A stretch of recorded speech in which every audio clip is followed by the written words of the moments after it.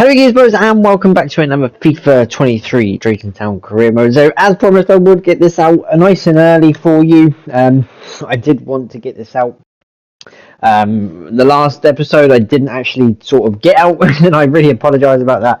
I know things have been a little bit difficult going on, and work just gets on top of you sometimes. But we are here with November's episode. More thankfully though, November's episode is going to be a good one. We start at West Brom away, who are actually towards like the bottom of the table, and they're actually really doing that well. We started off really well, could have got an early lead. It was a really good save from the West Brom goalkeeper to keep it 0-0 after Mikey's good header after the opening couple of minutes, and then we build up from really good way. This new away formation is actually really good with Mikey and Neil in behind each other. Novio goes all the way, hits it, aided by the post. I felt like he could have gone maybe near post, but it was in and off the post, and we take a 1-0 lead into the first half. And then in the second half, Neil does really well here, just busting the gut to get forward, tried to use Mikey, but it didn't really go through. It fell through to Joe, into Mikey, great touch from Mikey, into Neil, and what a finish that is. First time he took a touch and just hit it. He didn't even like set the ball out, stroke it in front of him ready to aim. He just took a touch, hit it first time, and into the far corner it went. And that Ian there picking up the ball, that was his only contribution of the game. He actually did nothing all game. Shows how well that we did in this episode, just for the fact of playing really, really well. And we defended really well, and it is our first clean sheet in a while, especially away from home. So I'm glad that Ian has got the clean sheet. He's been pushing to get a clean sheet in recent games, but I feel like this is probably the stepping stone now to really build on this away performance. Go into West Brom, regardless if they're in a good situation or not, is always good, because West Brom are a decent side to go to, and it is a tough ground to go to as well. Preston North End next, another team that play really good football. They're not doing too badly in their league, but again, it is going to be difficult to break these sides down when they come here. I just feel like that they defend most parts for the first sort of 25 minutes, 30 minutes, they'll defend. And if they're still in the game, I feel like they do push a little bit.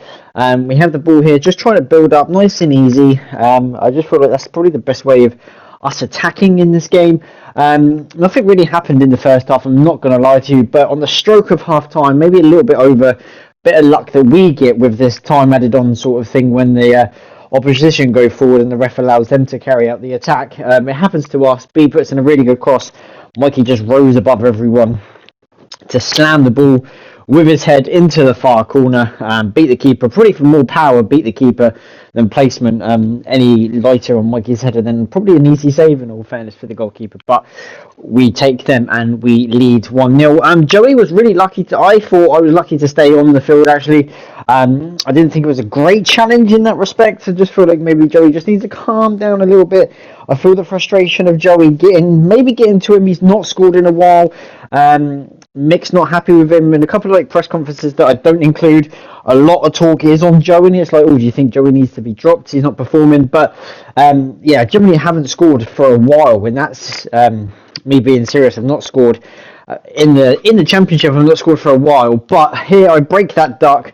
It's a really good run. It's actually a good finish. You wouldn't have thought that Joey was low on confidence with that type of finish, but it actually was a really good finish from Joey to give us a 2-0 lead and double the advantage for us. And that's the key here, because obviously we beat games where we do so well, but then we don't back it up in other games. When we go 1-0 up, we sort of sit back, but we go 2-0 up, and then Ocean here again, another goal running from the halfway line. Preston just counter-attacking us, just trying to hit us on the counter and push people forward. So we do the same, and Ocean coming off the bench to scoring. Another good goal in all fairness to Ocean. He's been doing that a lot, scoring a fair few goals, building up the goal tally. Yeah, and I feel like he just needs to do a little bit more in that respect. Coming off the bench, Mikey's banging in the goals as Mikey does, but if you want to place in this team, you have to be scoring and take your chances. And then he doubles his tally on the night, or on the day, should I say, and doubles the score line for us to make it 4. and an absolutely fantastic game. Really played really well. Probably jeopardised Preston's game plan. Probably didn't work the way they thought it was going to, but in the end, it's a fantastic victory for us.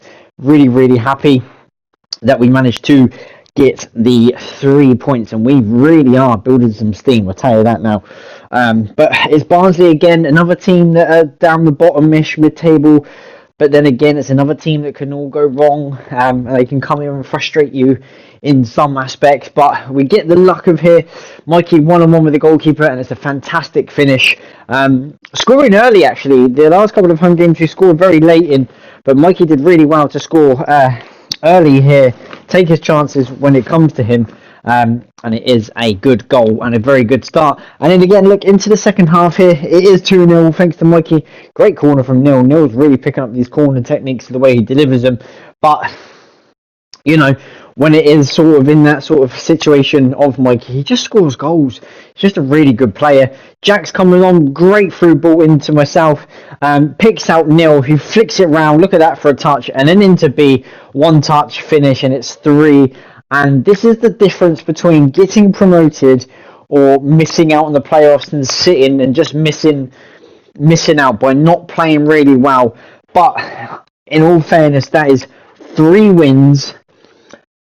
9 points from 3 wins, obviously, but more importantly, that is 3 clean sheets in a row, 2 at home, 1 away, and then I think when you get the clean sheet going and you build on that confidence, it starts to thrive. You know, it started away, we take it to the home games, and we build on the home games, and then we go on that. So after probably, in my eyes, 3 respectively easy games, we probably have a really difficult tie here.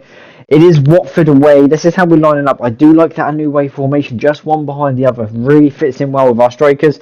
And nothing really happened in the first half except this. I thought it was a foul. Chris went in, knees up. If you go back and click it, you can see Chris's left leg going up and crunching him. We actually hit him on the counter, and we nearly scored from this, Joe, with a great touch.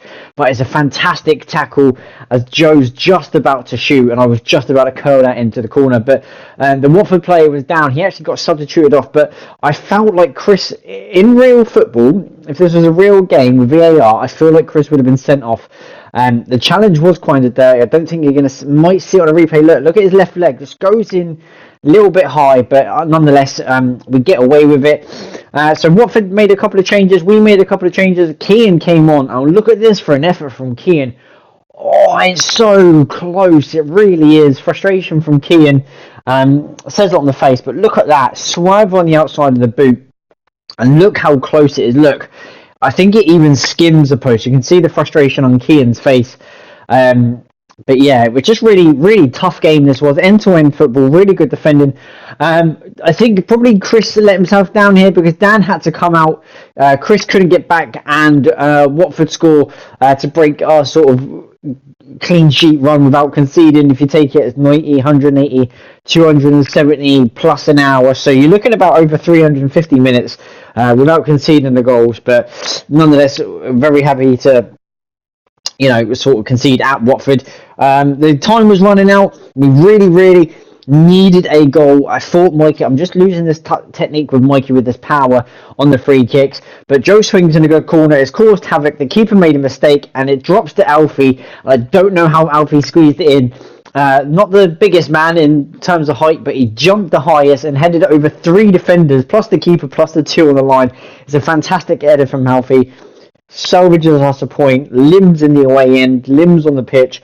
And we generally would take a point from Watford. I think it was going to be played out to be a 0-0. And I would have really been happy with a 0-0 because we were playing really, really well in that respect. But, yeah, I will take a point at Watford all day long, especially after we've won 3. So drawing a game's not too bad. It's still unbeaten. Probably the good thing about us, and then the worst thing is about us, we get on a run, we get the momentum, and then we concede a silly goal like this from Hull.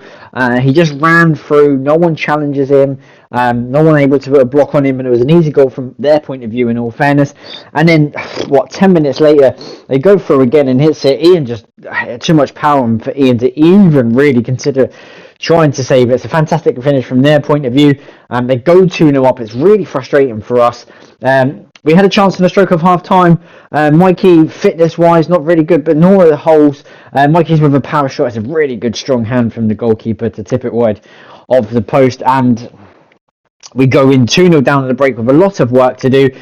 We get one back. Mikey with a good touch. It's a good finish. It's an absolutely fantastic through ball from Neil to ping it through 3 players. Really good through ball from Neil. And that's what Neil's there from behind. That's what he's good for doing. And again, Neil builds up with Joe this time. An informed, confident Joe scores this, but it's a good save from the goalkeeper. But if I'm in form and scoring a lot of goals, and I'm actually playing well, I score that, and we're level on 2-2.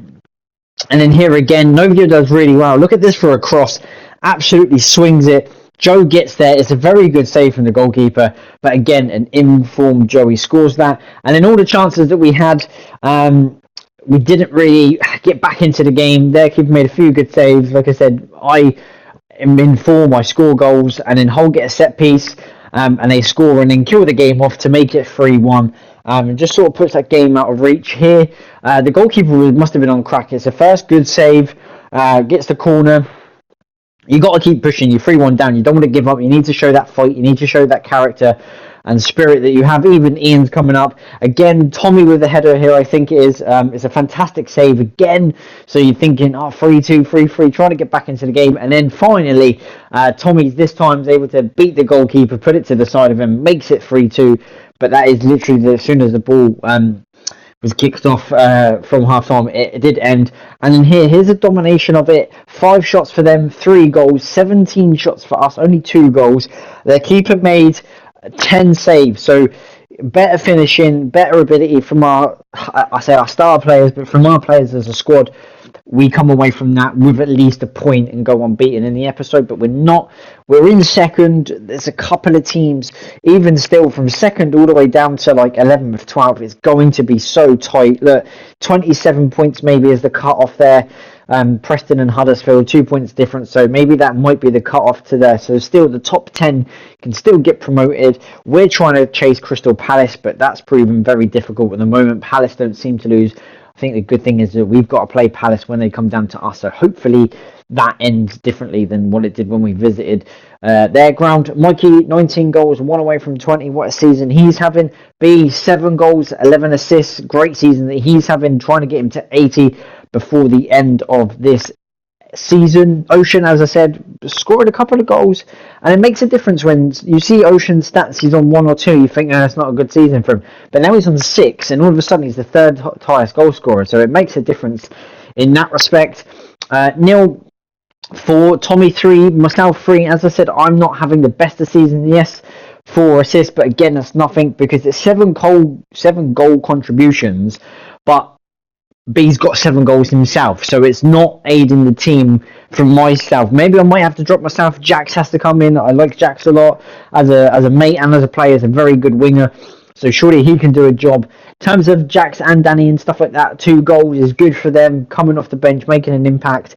Jax has actually got 4 assists, which is the same assist that I've got, and Jax is not even a starter, so massive changes might need to be had. As I said, Ian kept his first away clean sheet. Sov is on, I think, 8 or 6 there, I saw, but really good. Alfie yet to keep a clean sheet, but we're still in 1 cup, so hopefully he can do that going forward. So guys, that is going to be the end of the episode. Thank you so much for watching. Really appreciate you, all your support. I want to get over to 200 subscribers, so any subscribers that do follow this channel, I really appreciate you, and I will see you for the busy schedule of December.